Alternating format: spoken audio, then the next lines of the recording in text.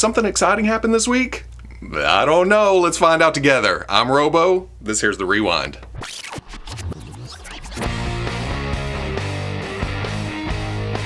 Sometimes in life you just have to stop and think, man, there is just not enough Optimus Primes out there. That's where we're at again today. Another Autobot Leader model kit type action figure from a newer company who is breaking into the Transformers game. Well, okay, it seems like Blokees has released 3 waves of 4-inch scale snap-together kits for various Transformers characters, but I don't follow smaller scales. It's when you creep into 6-inch that my interest is snagged, and that's where they're going with the Action Edition line. This stands at 18 centimeters, or 7 inches. So, really, it's about the exact same height as the 3.0 MDLX Optimus Prime. And that can slip comfortably into a Hasbro display. So, Now the design is very block-like, and now that I stop and think about that, Blokees, that may be their whole gimmick. That's what's gonna set this apart from the other companies that are doing Transformers and model kits and similar scales. Or maybe it's the use of an internal skeleton, where they have the figure, they're just laying different parts and pieces on top of it. But then like I mentioned, the smaller scale figures that they're doing is just snap together. It's the parts, it's the pieces. So who knows? I don't know licensing, not a lawyer, barely a YouTube guy. Yeah, it's gotta be the stylization that they're going for here. And with that, I'm probably not gonna be putting this on my wish list. It's tempting with the articulation and the light up features and the accessories, and the price is not bad at all, but sometimes you just gotta know when to hold them, know when to fold them, know when to walk away, know when to run. I'm not running away here. I'm still looking at the pretty pictures as I'm walking away. It's kind of like, but I'm a sucker for the 2 liters, as we've proven over the past few years. Last week we got a glimpse of a factory sample from the Fresh Monkey Fiction / Big Bad Workshop Operation Monster Force Dracula. This week we're getting sneak peeks of Declan Van Helsing and the Sleepwalker Crimson Moon division. Hey, that was a lot of words. I got further than I expected before looking down at the title. The story here is that the Forgotten King is back and wreaking havoc on Earth, so we need a hero. Van Helsing steps up, but he can't do it alone, so he's got to resurrect Dracula because the undead are immune to the Pharaoh-type bad guy's powers. Oh, and it's monster on monster action, not it's or do whatever you want to.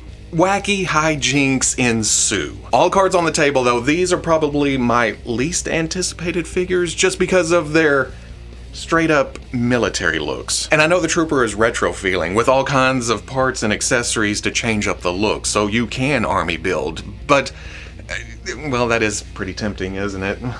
Son of a bitch. But then Van Helsing has that special operative vibe that we've seen a lot in the past few years. Again, packed out with all kinds of accessories, but for me personally, and that's the only person I'm speaking for here, if you dig it, you dig it, and I'm not talking you out of it. But for me, it's not quite as exciting as the monster types. Still a great looking figure, and I want to test drive it, but get this first wave out so we can get, well, I can get Dracula in my hands and some zombies, and oh man, the Donner Party. That just shot into my head. That is the top of my list, I think. Ooh, Monster Force needs to hit and then get cooking. NECA is definitely running with a theme. Well, okay, they've had other announcements, but it seems like older men in costumes and suits have been the prevalent thing on my socials the past few weeks, or well, a little while now. They announced their Ultimate Vincent Price, and I did just say this last week. I was about to say, well, I said it recently, but it was last week. My family wasn't really into classic horror. Now, I know I was wearing a Lost Boys shirt last week, and some of you pointed that out. That's not classic.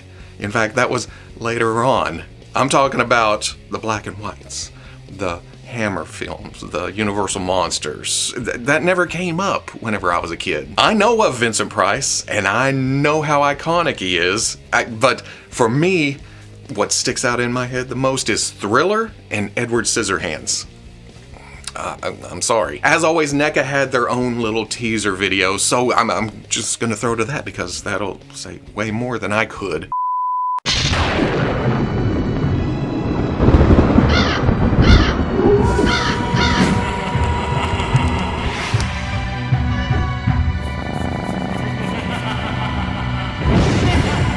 It's the all-new Vincent Price Ultimate Action Figure. Comes with swappable parts and accessories. New from NECA. Now, I didn't see that before I saw the pretty promotional shots, and even then, I skipped straight to the vanilla shot with all the accessories, and my first thought was, what is that extra arm for? Then I realized, oh, it's got peg holes for the bird, and you can swap it out and have non-peg hole arms.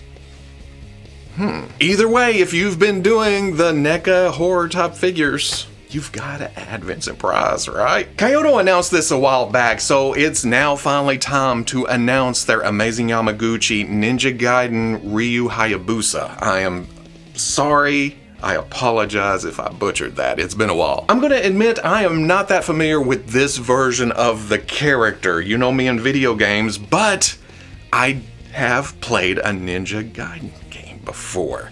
The first one.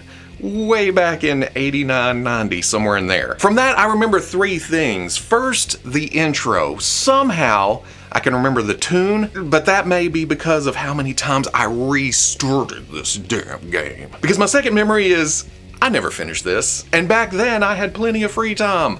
One of my goals was to put a game in and finish it, which back in the day was a lot harder to do than these days. But this was one of those games that, no. It was hard as hell. I seem to remember enjoying playing it, obviously because of how many times I restarted it and tried to get through, but I also remember the frustration just getting the best of me, and that brings me to memory number 3. This was before the days of game videos on YouTube and streaming and people throwing stuff all over the place for entertainment, screaming at the top of their lungs and everything, but I remember that game where I was just, God dang it! God dang it! To the point where my mom yelled from the other room, knock it off! That may not seem too bad, but I was a fairly quiet, shy, reserved child. So, I don't know, that just sticks in my head. Now saying all that, oh, this is a good looking action figure, right? The design itself fits nicely into that Revoltech articulation scheme, because you know how it is. It can break, it can gap up, but the knee pads, the armor bits, the blades, the seams, okay, the shoulders may stick out a bit, just because the shoulders seem to be the sticking point when it comes to Amazing Yamaguchi because of how much they, but that's what they have to do to get the poses, to get the motion that they do. The buckles and the scarf and the textures do a good job of counterbalancing all that. I also like all the claw options, the swappable spiky shoes, and then the forearms with the gauntlets that you can put big old blades on. Get some slash action going on, some slaction. Nope, I'm not apologizing. You know what you got into when you click this video. Those arm pegs are awfully smooth though. We've all had Amazing Yamaguchi come apart. You've been posing and the peg come out, but it almost feels like there's nothing to hold it in here. Like it's gonna fall out under its own weight. Also, moving eyes. That is probably my most hated action feature in a figure these days. And it's my own fault. I try to get them straight and there's always just barely a little, just barely off. Enough to bug me. Even when I put the figure on the shelf, I'll walk by and go, someday I will get the eyes in the same position, but so far, I never have. That's my own hangups though. I'm just throwing those out there. It's become pretty standard for Amazing Yamaguchi to have a bonus piece or part if you order directly from Kyoto, and this time it's a blue-handled evil god sword. I told you I don't know this game after the first one. I'm sure it has a name or something because that's what they do, but it's a blue-handled with a different sculpt from the red-handled sword that comes in the standard pack. So if you order directly, you get 2 swords. All in all, it's god dang nice.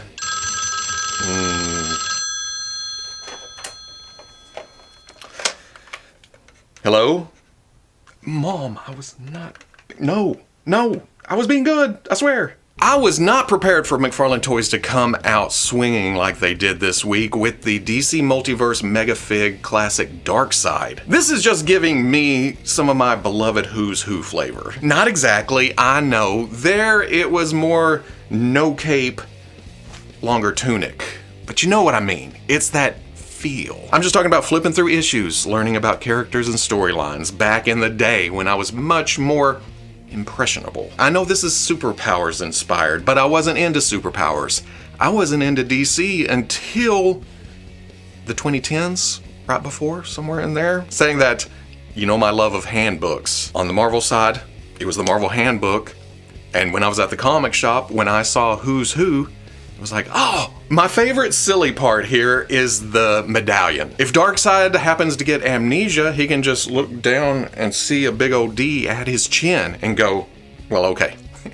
It's not his name, but it's a good start. My favorite badass part here is the heads. I do like the I'm about to Omega beam the hell out of you. But I love the no need for powers, I'm just intimidating regular head. The blues, the grays, the expression, but more than all that, the shading around the eyes. It's one of my favorite things when it comes to action figures. That hint of red peeking out, oh man, once you see it, it's like...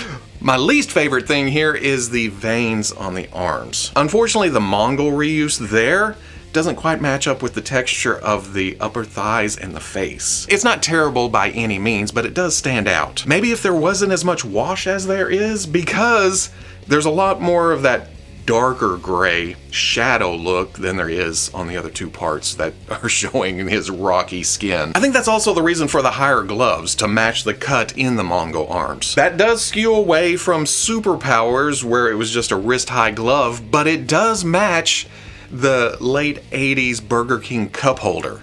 Hey, when I was Googling pictures, that popped up and I thought, okay. That's pretty close. If it works, it works. I don't know why I'm doing this. What is this? Pre-orders went super fast. In fact, I know a few people who were just like, what? Where'd it go? You could say that that is speaking to the popularity of classic designs. Or maybe production numbers were reduced because of the lack of faith in classic designs.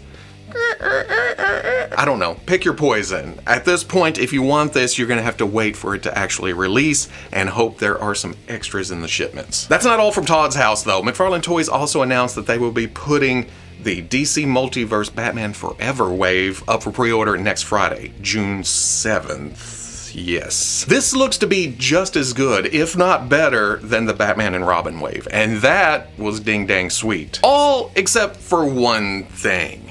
The Build-A-Bat. I get it, there was not a lot of options when it comes to larger characters in this specific movie. Maybe backtrack and do Bane? I also get that. Wrong movie. But same general timeline, universe. Most people would not have a problem with it. I know there would have been some social media outcry of, that's supposed to be in the wrong other packaging. This is not, why did they put it in here? There's no idea. But I do think the majority would have been A-okay with it. A Bane? Yes, please. Thank you. Still, lovely figures, amazing promo pic. I'm interested in seeing where they go from here when it comes to that universe, those movies from last century. Speaking of classic tastes from days gone by, Mezco surprised us with a 1/12 collective Marvel Dr. Octopus this week. Like most things, I do have a few nitpicks, like the size of the head, but that is definitely not a deal breaker. I feel like this captures early Otto. Now in my head, I do usually picture him a little thicker. Muscly, but not superhero shape. But then I get reminded that he was thinner at times. So he's thicker, but thinner. But that's not all this Doc Ock has going for it, and you know what I'm talking about. This villain's defining feature.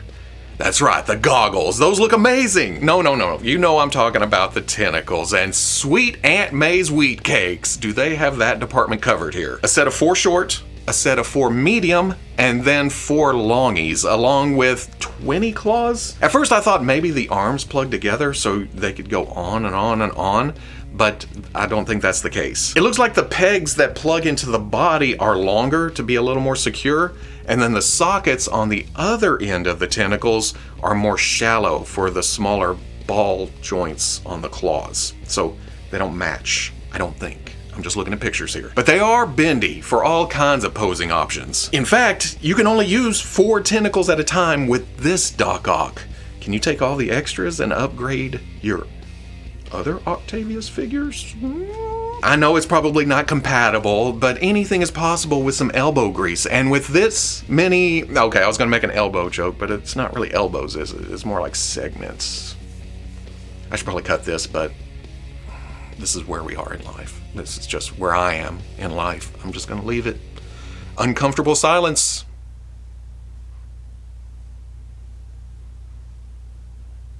Still, that's not a bad deal at all. With the possibility of... Did I just talk myself into this? Even though I don't have 1/12 Collective Spider-Man or Green Goblin or whoever else they've shown for this line? Since we're in a friendly neighborhood, we might as well move over to Hasbro, who announced their Marvel Legends Cabal 3-pack of Taskmaster, Iron Patriot, and Doctor Doom. Then directly after, some asshole on YouTube had a first look in hand, showing you what the figures can do, what you're buying if you choose to buy it. Geez, they let anybody play with toys these days. On the surface, it's redos and reuse, but you get down in the nitty-gritty, it's nice upgrades all around. Doom is the most obvious when it comes to treading familiar ground. It's mostly the same parts we've seen several times, but they do take the classic mask and put it in the modern type hood. There is the alternate Doombot head, they shortened up the tunic, and then there's a fabric cape, which all freshens it up while giving it a old school feel. We've also had Taskmaster before, but this is completely upgraded. Even the parts that look like reuse aren't quite reuse. Well, okay, there is a couple, but less than you think. If you want to find out more about that, you can click right here. Better body, better accessories, better overall look and feel. Papa John's. Some pointed out that this could have got a soft goods cape too, and I cannot disagree with that. I can only reason that it would have to be double layered. And when it comes to fabric in Marvel Legends, it's kind of baby steps at this point. Finally, Norman Osborn in the Iron Patriot armor. This is where a lot of us split off because of the plastic used for armored characters. Some are okay with swirly twirly, some aren't, and that's okay. Different strokes to roll. Me, I don't mind. It has that comic book look, it still has the shine, it has some depth, but I totally get wanting a chrome finish. Some import quality fake metal plastic. There was also comments of it should be a little bit brighter, especially in the blues, and I can probably agree with that too, looking at more images. I'm not as familiar with modern comics, but I like designs. And I like Norman Osborn, I like Iron Man armors, I love Taskmaster, I love Doctor Doom. So, there's where I am. You have to make your own choices. I was pretty happy with what I held. Hopefully you will be too if you pull the trigger. Hasbro brings us to more Star Wars Black Series reissues. Another thing I mentioned last week was I don't usually talk about this type of thing, but when they do this, at least recently, it makes me go check the secondary market prices, trying to find a reason for these to be reissued, and I had no idea. I don't look at that kind of thing. I don't even think about it. I have the figures. They're on the shelf. I play with them every now and then. And if I have extras, I tear them up. Make other characters. This week they offered up Archive Bosk, BT1, and 000 up for pre-order. And man, time slips by, doesn't it? You know me, bread and butter all day long. I've been hardcore in this line since the beginning, but seeing how much Bosk goes for, oh man. And that's the Archive. That was a reissue of the original figure, and it's still ba-bow. Plus, the realization that it's been 5 years since these figures were released. Life moves pretty fast. If you don't stop and look around every once in a while, you could miss it, and then have to pay crazy prices on eBay later. I did have an inkling that the murder droids commanded a higher price simply because they weren't around much the first go. Seems like I got BT at a GameStop on a trip out of town. I don't think I saw it. No, maybe it did pop up again later. But then I don't even remember how I got 000. So it's one of those, there it is. Unfortunately, they do reuse the original bodies for both. Perfect world, 000 would be on that Amazon exclusive Break Apart C-3PO. And then of course, BT would be on that brand new, properly sized astromech body that we've been getting lately. The protocol droid is just a simple repaint and then take the torture hands from here, put it over there because they plug right in. BT would be a little more extensive. I never minded it as much as the rest because of the weapon add-ons. It kind of bolted out and made it less obvious that the body was too small. But now I'm wondering if those parts and pieces would transfer over to a new R2 or R5, one of those. I've also been on an Etsy kick lately, all kinds of 3D prints and such, so I gotta think somebody will have a BT conversion kit. Maybe. This is an Etsy order I just put together, needs some paint, but there's even some articulation here and there. You can raise the arms. I haven't glued, I haven't secured everything. I want to pull it back apart to do the paint job, but yeah. Playday? Finally, a little tidbit. Hasbro will be holding a G.I. Joe fan stream next Tuesday, which is June 4th. Too many names and numbers this episode. It's Yojo June. They should be showing a lot, which is a good thing because that's all I have for this week. If I missed anything, we'll swing back around, and maybe I purposely left a couple things out because I am out of town next weekend. I'm actually leaving early Wednesday morning, so I'll be shooting the Rewind Tuesday night. Hopefully there's quite a bit of G.I. Joe, but there's also the McFarlane DC Multiverse tumblers that I saw as I was walking out here. We'll talk about that next week. And then some Savage Crucible. I have some pictures from a recent show where they have some new things out on display. As always, special thanks to the Patreon who have been sorely neglected this week. With the Hasbro Marvel Legends reveal going on, plus other things, real life stuff, I messed up the days. I forgot this and which day it was, and I'll make it up to you, I swear. And that finishes it up. What else I got? I'll be out of town next weekend, so you may even be able to skip the next rewind. I don't know. It may be bare bones. It may be slim pickings. But I'll be back the next week. Then the next weekend, I'm also out. This month's going to be hit and miss with new news. I had a comment the other day of, all you do is talk about old stuff I already know about. Well, that's the point of calling it the rewind, of catching up on the last week of news. I can only talk about stuff after it happens. Okay. I'm going to throw out that I appreciate Hasbro for letting me take a first look at their Marvel Legends Cabal 3-pack. I have known about that for a little bit because I recorded that a month ago. And then I almost forgot about it by the time it came around. It was like, oh, is that this week? I gotta post this video. Yes, I had to send the set back because it was for internal use. It was finalized figures, but there was barcodes on the back and everything else. When the actual set releases, they said they would send me a copy. So, but if they do, whatever. I got to play with new toys. That's a good day in my book. I can only speak for me, and I can only do me, and I can only be me. And the older I get, the more me you get. Sorry. Bye. Oh, I'm not sorry. Like I said earlier, you knew what you were getting into when you clicked this video. At this point, we've been doing this long enough.